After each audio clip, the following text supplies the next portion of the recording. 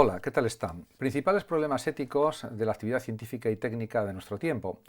Es evidente que la actividad científico-técnica y tecnológica es muy útil para muchos usos en la vida cotidiana, incluso para cuestiones de tipo laboral, como es lógico, para estudiar, para formarse, para investigar, para leer, etc.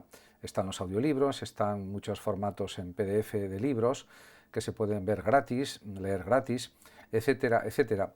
Pero también la actividad científico-tecnológica es un arma de doble filo porque, por un lado, es verdad que mejora las condiciones de la existencia humana, da una mayor calidad de vida, da mayor rapidez en las comunicaciones, más cantidad de información, de contenidos culturales de todo tipo, etcétera. Pero también hay cada vez más cantidad de hackeos por todo el mundo, de cuentas falsas, diríamos, de delitos informáticos de todo tipo. Y esto, pues claro, es un problema de primera magnitud. Podemos pensar, por ejemplo, en la inteligencia artificial, que si se utiliza de acuerdo con principios éticos es pues muy útil, o puede serlo, pero porque realmente es útil al, diríamos que reducir tareas que son repetitivas o monótonas y procesarlas de forma muchísimo más rápida. Pero también puede haber un uso de la inteligencia artificial o distintos usos de la inteligencia artificial que sean claramente negativos porque puede haber suplantación de identidades, puede haber engaños de todo tipo, fraudes de todo tipo también, etcétera. Incluso ahora mismo en el comercio electrónico en España ya ha habido una serie de denuncias porque a veces las personas que venden objetos o ropa o zapatos, lo que sea, por internet luego a veces hay fraudes y ni reciben el dinero por su venta ni reciben el objeto que supuestamente no han conseguido vender. En definitiva, todo esto pues preocupa a los ciudadanos y es lógico que sea así. Por otra parte, también el desarrollo excesivo de la tecnología puede repercutir negativamente en el entorno en el que vivimos, especialmente si pensamos, por ejemplo, en la contaminación por los derivados del petróleo, por los combustibles fósiles. En ese sentido, los automóviles contaminan mucho, las industrias también. Mueren más de 100.000 personas solamente en Europa por excesiva contaminación del aire. Y los mares están llenos de desperdicios, de sustancias nocivas, etcétera. Por lo menos en algunas zonas de los mares o de los océanos esto es muy evidente. Si pensamos, por ejemplo, en el mar Mediterráneo, pues también está, por desgracia, contaminado, porque es prácticamente como un mar interior, aunque sea extenso. En este aspecto está claro que la ciencia y los valores pues tienen un papel que jugar, la ciencia y la ética, podríamos decir.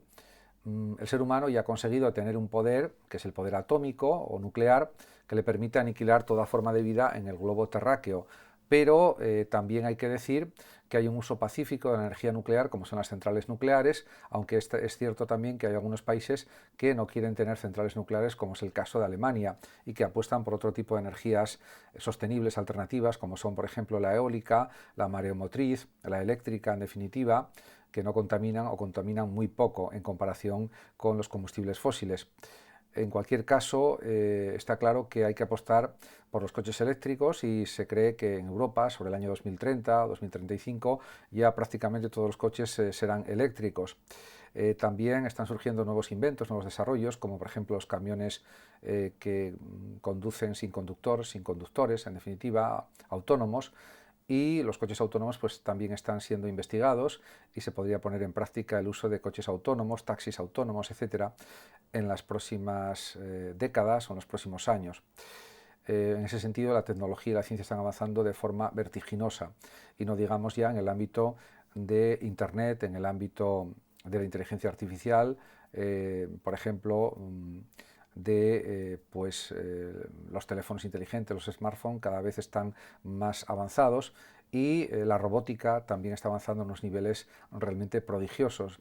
De hecho, también pues, hay espacios ya como Meta en Facebook que ya ofrecen una experiencia inmersiva, diríamos, tridimensional, con avatares, y todo esto es el comienzo de esta gran transformación digital que ya está sucediendo.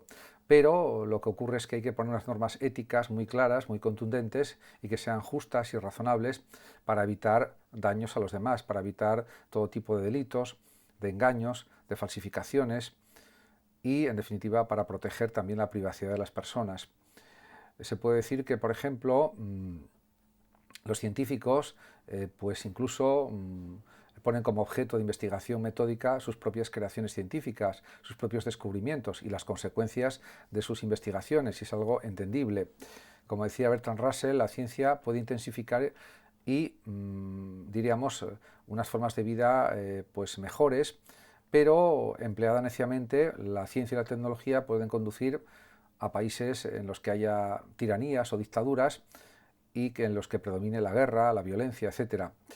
También es cierto que la ciencia y la tecnología pueden abolir o pueden eliminar la pobreza en el mundo y las horas de trabajo excesivas, pero siendo bien utilizada esa ciencia y esa tecnología, como es lógico por otra parte.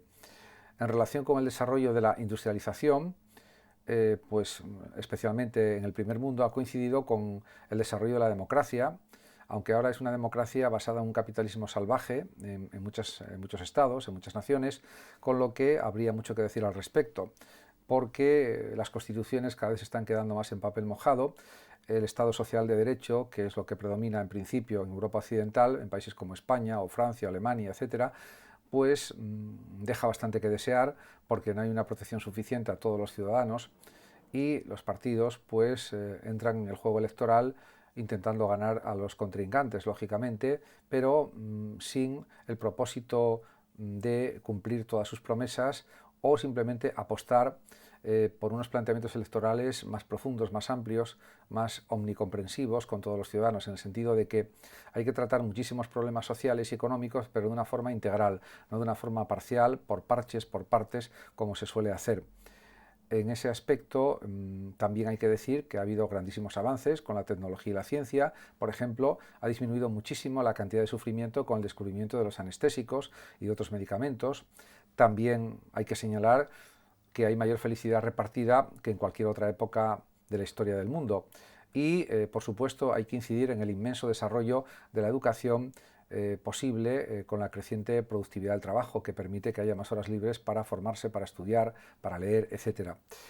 Estamos ya en una sociedad digital, sociedad científica y digital a la vez, cuando el conocimiento científico y la técnica basada en tal conocimiento afectan ya a nuestra vida diaria. Por ejemplo, el surgimiento de los móviles, especialmente a finales de los años 90, en España y en otros países occidentales, supuso un salto cualitativo en la calidad de vida de las personas, porque permite comunicarse continuamente con los demás, permite acceder como si fuera una especie de mini ordenador actualmente con los smartphones a cualquier tipo de contenido, y incluso permiten ver incluso series de televisión, películas a través del móvil, a través de las tablets, etcétera, y por supuesto a través de los ordenadores. Hoy en día podemos decir, en contraste con este planteamiento del progreso de la tecnología y de lo digital, 2/3 de la población del mundo todavía está subalimentada. Hay más de 1.000 millones de personas que pasan hambre, pero hambre atroz, podríamos decir. También hay una desigual distribución del agua potable en todo el mundo, y se puede decir que incluso en países como Bangladesh, en los últimos años al menos, ha habido mucha contaminación por arsénico en las aguas de los pozos, y los restos contaminantes están presentes en muchas partes de Bangladesh y de otros países, y eso pues habría que acabar con esa situación y habría que tomar medidas urgentes para solucionar ese terrible problema de una contaminación que produce la muerte de cientos de miles o millones de personas en todo el mundo de forma continua. También, por supuesto, hay que decir que existen límites en la explotación de los recursos naturales. El planeta tiene unas existencias de minerales de todo tipo, pero realmente se están acabando. Los combustibles fósiles tampoco son infinitos, tienen un tiempo de formación que es de millones de años, y luego el consumo acelerado de los mismos hará que al final pues haya pocas reservas de petróleo. Por eso hay que apostar por energías limpias, energías sostenibles como la eólica, la solar, etc. Aunque también hay que decir que la energía solar plantea problemas de tipo ambiental y ético, porque por ejemplo ahora en China están con un proyecto de una planta solar gigantesca que ocupa 500 kilómetros cuadrados aproximadamente, o entre 500 y 800 kilómetros cuadrados, que es una cifra realmente enorme de extensión, y eso pues tiene un efecto estético negativo en el paisaje, y pues yo creo que habría que buscar otras medidas alternativas que no perjudiquen tanto al ambiente y que produzcan energía de forma sostenible. En cualquier caso, también ahora hay distintos tipos de energía, como la de fusión o la de fisión, que pueden producir muchísima energía de una forma muy concentrada y que luego puede ser repartida a la población. Y por ahí habría que ir, creo yo, en energías de fusión o fisión que sean mucho más rentables y que no ocupen tanto espacio físico. Y eso sería algo realmente clave y fundamental. Por otra parte, también se intenta decir que en los estados del primer mundo, en los estados más desarrollados, pues se sigue confiando en el estado del bienestar. Eso es cierto en cierta medida, pero hay una miseria mundial evidente. Por ejemplo, está centrada sobre todo en África, que va a ser un continente que va a crecer muchísimo en las próximas 2 o 3 décadas hasta duplicar su población actual. Estamos hablando de la miseria que existe todavía en Centroamérica, en Sudamérica fundamentalmente, y también se puede hablar de la miseria que hay en la India y en otras partes de Asia. En ese aspecto queda mucha tarea por hacer para evitar esos problemas de hambre, de guerras, de conflictos de todo tipo y en definitiva de pobreza extrema. Ya Passmore dijo que la responsabilidad del hombre es evidente frente a la naturaleza, en su obra La responsabilidad del hombre frente a la naturaleza, precisamente. Por tanto, como se puede observar, hay múltiples problemas con el desarrollo científico y tecnológico, porque básicamente hay que decir que el hombre ha provocado un uso abusivo de la naturaleza, sin que eso afectara demasiado su conciencia ética. Algunos autores o investigadores o filósofos piensan que el hombre occidental carece de bases para una moral ecológica, porque se cree superior y desprecia la naturaleza, o no le da importancia, también podríamos decir. Passmore, por ejemplo, considera que en la tradición cultural existen dimensiones éticas que respaldan el respeto y la conservación de la naturaleza. También señala que hasta el siglo XIX la sustitución de los artesanos por los científicos no se haría realidad el sueño baconiano de una tecnología basada en la ciencia. Pero esto tampoco ha sido del todo así, porque a veces la historia va por caminos impensados por las generaciones anteriores. En cualquier caso, también es evidente que distintos filósofos morales, estoicos o cristianos negaron, por ejemplo, que la relación hombre-naturaleza estuviera sujeta a normas morales, cuando sí está sujeta a normas éticas. En ese sentido, pues hay que incidir en estas cuestiones para darle su significación correcta. En el ámbito de la ecología, podemos decir que es evidente que la tecnología, en buena medida, por desgracia, está dañando seriamente al medio ambiente.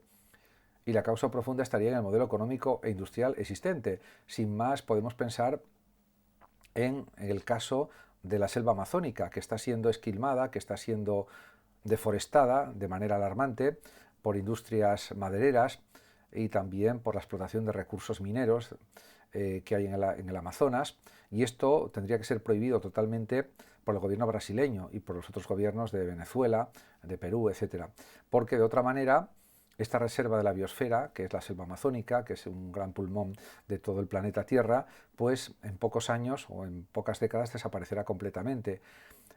Puede haber zonas de cultivo en Brasil que estén separadas de la selva y que no supongan la extinción de la propia selva amazónica, porque se perderían muchas plantas medicinales, animales realmente bellísimos y que son fundamentales también para el ecosistema del Amazonas y para todo el mundo, y además también se perdería esa biodiversidad, tanto de vegetales, de animales, incluso los Yanomami, otros pueblos aborígenes primitivos que siguen viviendo en el Amazonas, quedarían desprovistos de su hábitat natural y por lo tanto se perdería esa riqueza antropológica y cultural que existe en la selva amazónica.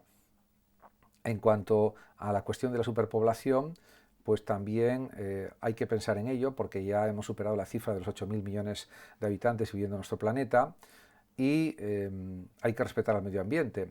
En ese sentido, tiene que haber una conciencia ecológica, hay que darse cuenta de que hay que respetar el planeta, no tirando basuras por todos lados, reciclando todo lo que se pueda para de esa manera contribuir a un planeta limpio, un planeta lo más natural posible.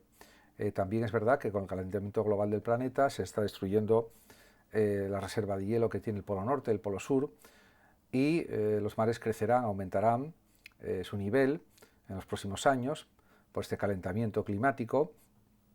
Y por otra parte también hay unos desfases en el consumo de las personas de unos países a otros tremendos.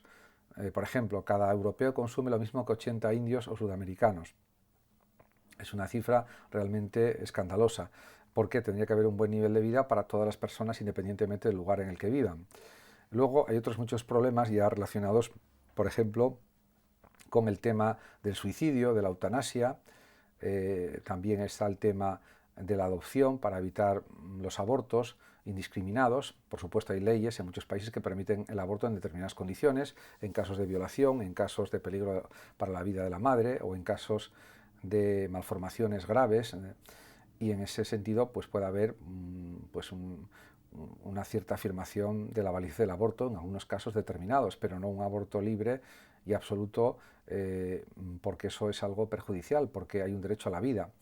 Yo creo que en esos casos de personas que no quieren tener hijos, no por problemas psicológicos, sino simplemente porque no quieren, pueden darlos en adopción, y esa sería una buena medida, una buena forma de dar vida a seres que van a venir a la vida. Y eso creo que es algo totalmente coherente y racional. Por otra parte, también es verdad que existe el aborto humanitario en caso de violación, y el aborto eugenésico, cuando hay anomalías o malformaciones congénitas graves, pues eso también está autorizado, lo veo bien. Y el aborto terapéutico, que se supone que está en peligro la vida de la madre gestante y por lo tanto hay que realizarlo. También se han logrado avances en el mundo animal, sobre todo con la reproducción clónica, pero la clonación de seres vivos solo puede ser aceptada en animales, pero no en personas, por motivos evidentes de identidad personal, de respeto a la dignidad de la persona, etc. Aparte que crearía muchos problemas, diríamos, disfuncionales en cuanto a reconocimiento de personas, etcétera. Pero aunque no fuera así, tampoco sería legítimo ni válido desde un punto de vista ético, por lo que acabo de decir, porque hay una dignidad de cada persona y tiene derecho a ser una persona única y no que su físico esté repetido en varios clones. Otra cuestión diferente es la cuestión de los gemelos, etcétera. Eso es otro tema muy diferente. Por otra parte, también, pues el tema de la bioética es un tema en el que se han estudiado muchísimas cuestiones y que sigue siendo de actualidad. Con estas explicaciones creo que he dado un panorama amplio y más o menos profundo de lo que es la realidad de la ciencia y la tecnología en relación con unos límites éticos que hay que respetar siempre. Muchas gracias a todos por su atención, saludos como siempre a los oyentes de Radio Sofando de México y hasta mi próximo vídeo.